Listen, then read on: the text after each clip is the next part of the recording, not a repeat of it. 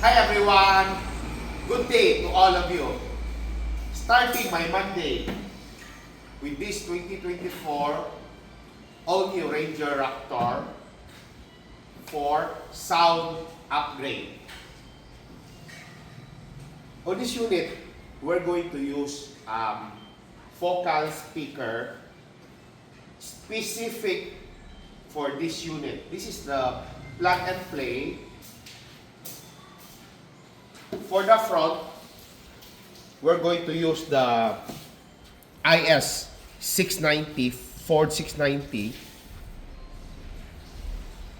The rear door, we're going to use the IC Ford 165 coax.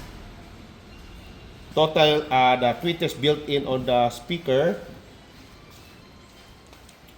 And for the sub, we're going to use the ISUB active. We're going to install the subwoofer on the back seat of the driver's side. Okay. The first procedure we have done is we install deadening pads on the 4 doors. The inside and the outer layer of the door panels. The purpose of this one is less vibration and to show you, this is the stock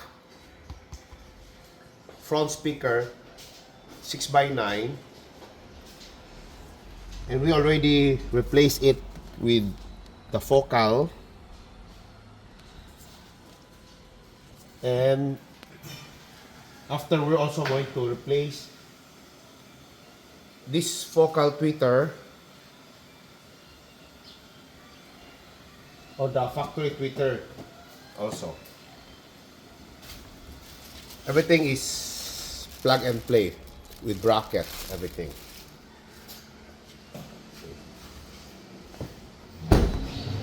This is on the second door, we use the coax.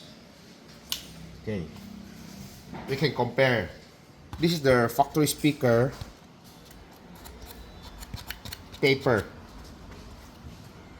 cheap speaker. And this is the focal coax.